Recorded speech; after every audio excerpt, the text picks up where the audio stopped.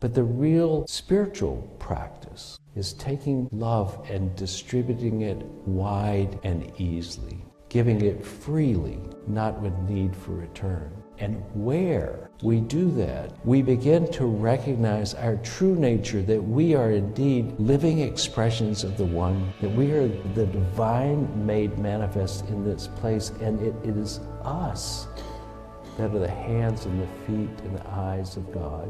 And when we love like that, we begin to sense inside us that we are okay because we are making no discrimination on another. We are making no discrimination on ourselves. When we love so freely, we realize that love is really free and does not come with a price tag and does not require us to make a deal. I know what could be our theme song. The way y'all sang that first song was really impressive. It is great to be here with you today because today we're really celebrating community. Community is something that you hear the word often, but there is nothing that substitutes for it. If you don't have community, you are an island in the stream, and that is not always comfortable, and it's not even healthy. It leaves us relying so much on our own. It makes us feel doubt. It gives us a sense of separation. It weakens us physically, mentally, and emotionally. So when we're in community, we have the benefits of being with others, and being with others is natural to the human being. You know,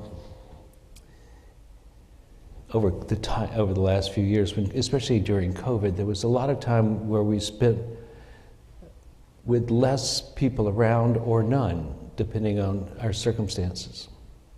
I personally am quite introverted, so I thought it was a great vacation.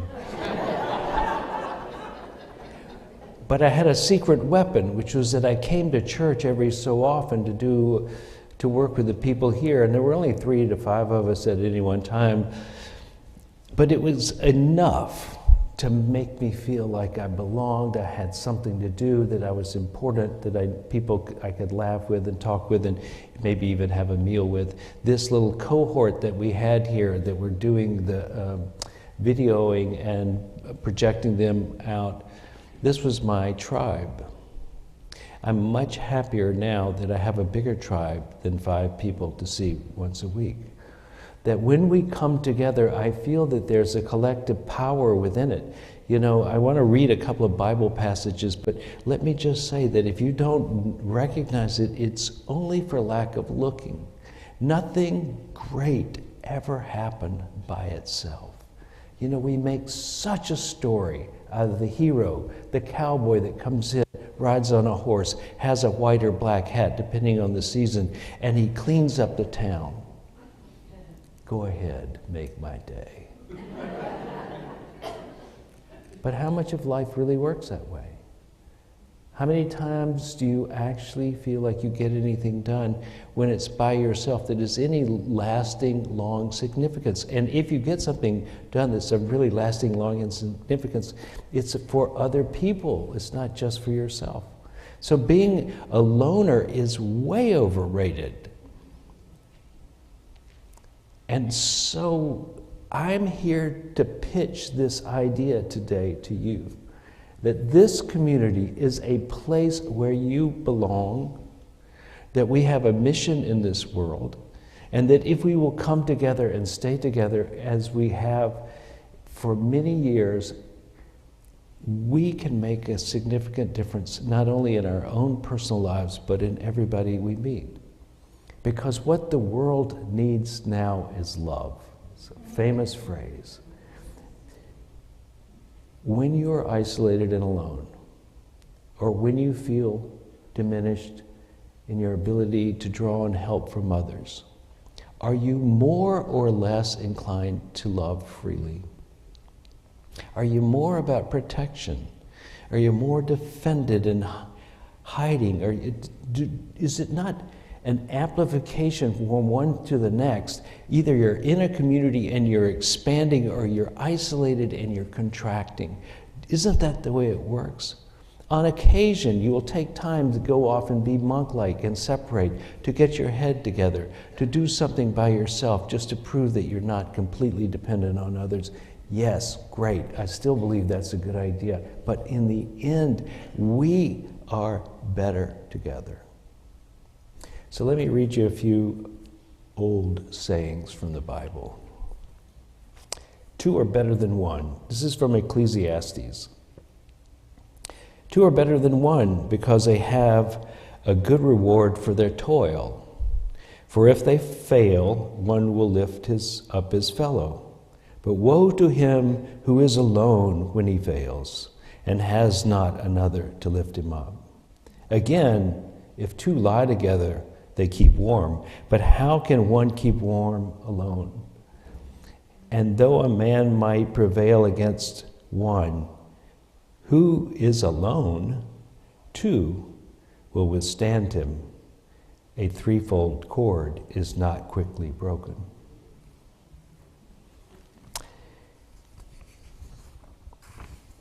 Proverbs.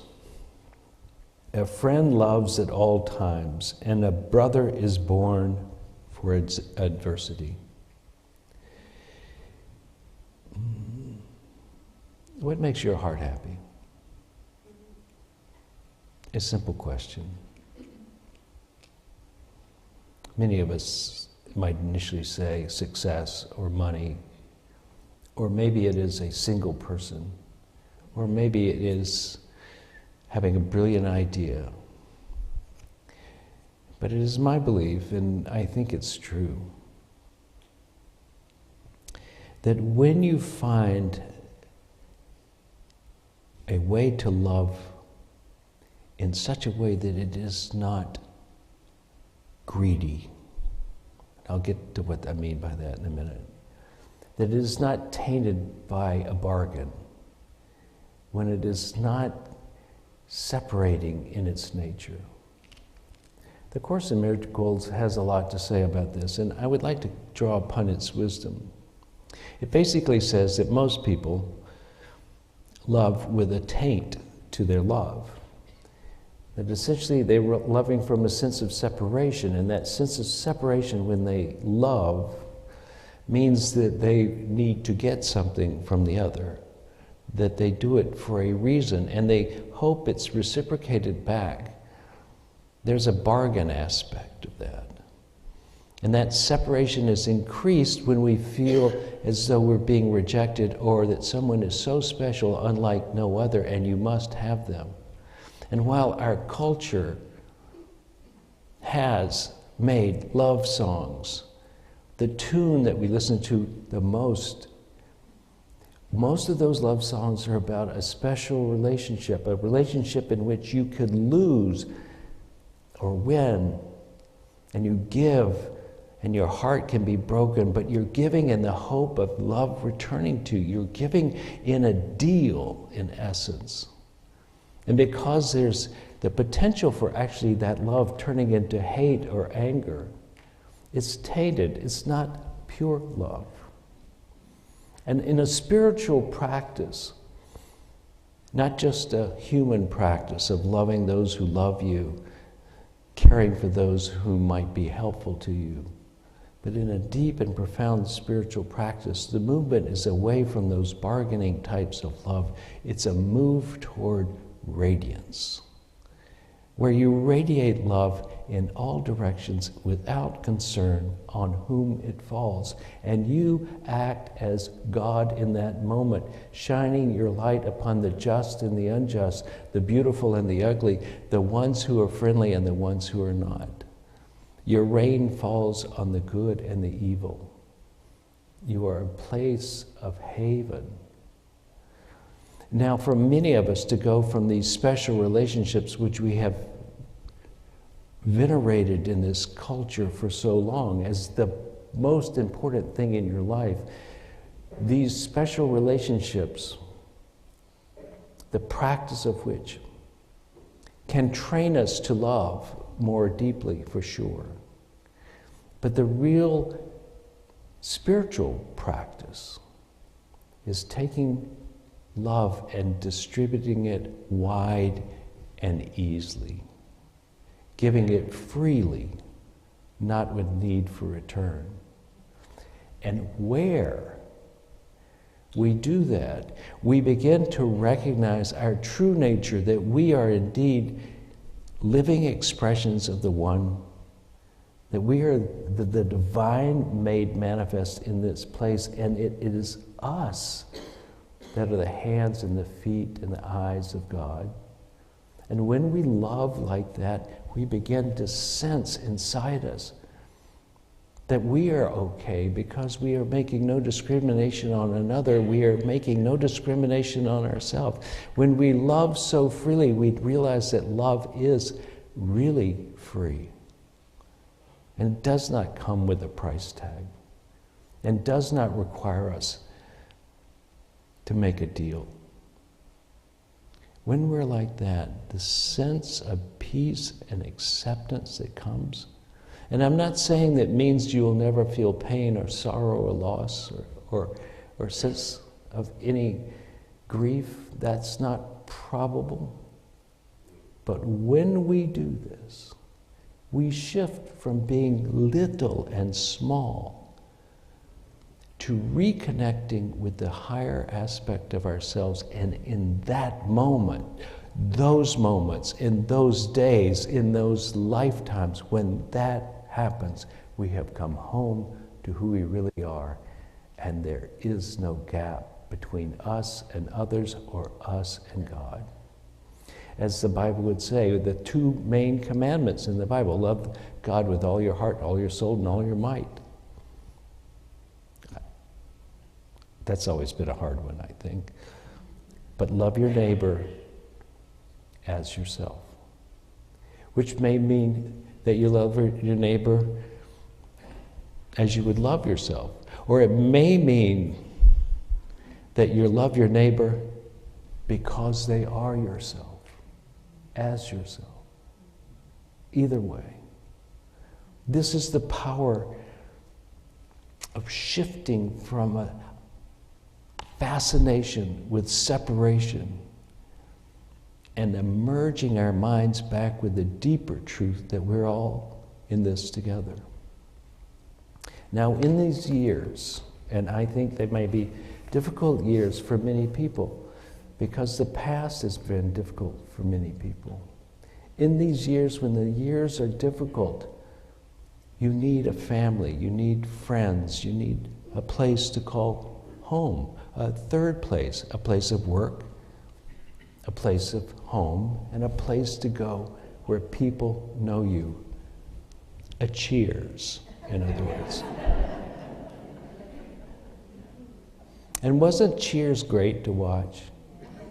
They were teasing each other and pushing and pulling, but they were always going to be friends because they had ceased to see the other as other and accepted them as themselves.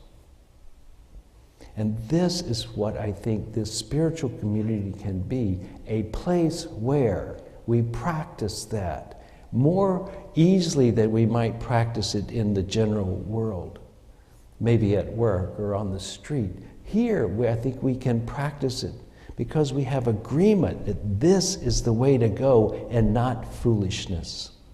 That this is the place where love can be made manifest, where we don't divide to gain power. We don't divide so that we'll feel better about ourselves. We join that we might remember who we really are. That's what this place can be. And I think when we come to it with an intention that we're going to use this place to serve, to give, to love without need for return on our investment, we begin to act as a Christed being. And that's why this place can be the place that allows us to awaken to who we really are. Now, we have lots of things that are going on that are fun. We have lots of things that are deepening. We have lots of things that are spectacular. But it is going to go to waste if we don't actually learn to love without condition. We will have made a better place more fun but it is when we practice the depth of loving without condition. And it is not easy and does not just fall off the turnip truck, I grant you. But it is a practice that you can do in community in such a way that you deepen into who you really are. And what could be more fun than doing it with people who get you? So that's my pitch. And I came here 23, 22, and 300 years and 300 days ago.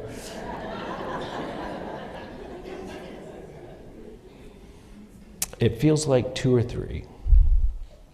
It feels like 2 or 3 because I believe that is already happening here. I believe that the general mood of this place is, how can I be of service? How can I love? How can I express gratitude to you? How can I be in a community in such a way that I support and become a contributor to it? That has been the general expression here. It's why 23 years feels like 2. And we're going to have this congregational meeting, which is really a pep rally today. I know you've been at some before where we had charts mostly. Well, this time it's different. So that's fun. And I'm going to wrap up here. But we're going to invite you to be more involved. But I'm also going to advertise the great things that are going on. And then we're going to ask you to consider making a commitment to the church financially. It's been a good year for that. You'll be happy to hear. I always thought when I came here 23 years ago, when I walked into the sanctuary on Whitaker Mill, that this place has a destiny. I think the destiny is for us to awaken to our divine nature in mass, and to be so strong in that when people come near us, individually or collectively, that they go, oh, this feels better. Because the world is going to be looking for that more and more. The world is not actually spinning upward at the moment. It doesn't appear, right? The part that comes next might not be much fun, but you could be the light of the world.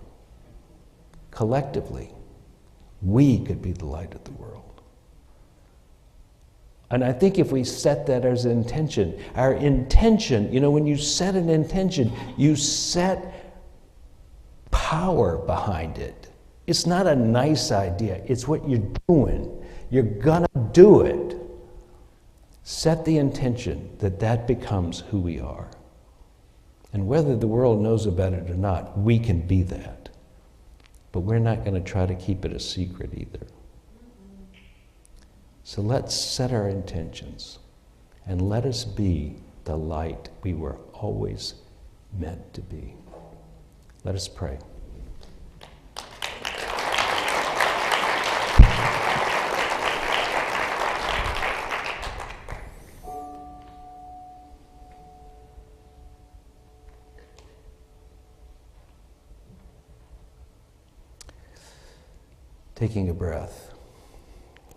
Taking a breath and feeling this space and ourselves in it.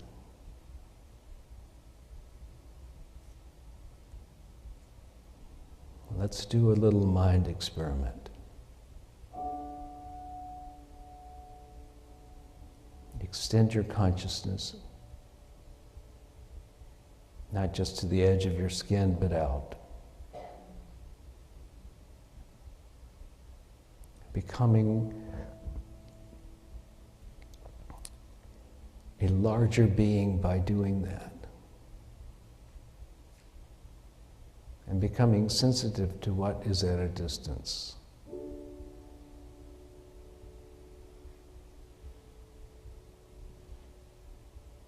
Extend your field to include this room.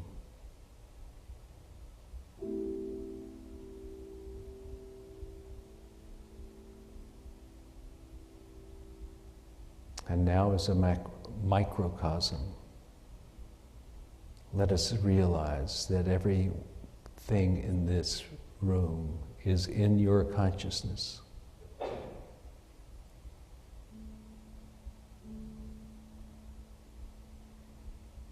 Everything in this room is in your consciousness.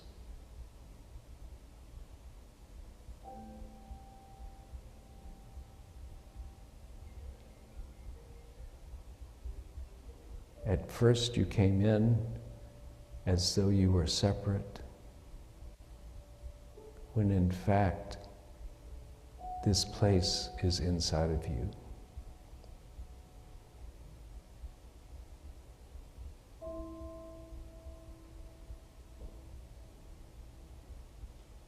Let us love this place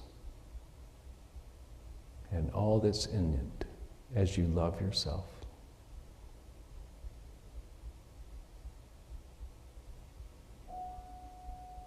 And so it is. Amen. I hope you got something out of today's service. We intend to bring you things that will help you in your life become more of who you want to be, give you the freedom of forgiveness and the hope of expectancy that your life will unfold in a way that brings you joy, happiness, and is a contribution to the world. If you would like to contribute to this ministry, please go to unitytriangle.org, hit the donate button, and it will lead you into an easy way of doing that. We thank you for your attention and look forward to seeing you again here.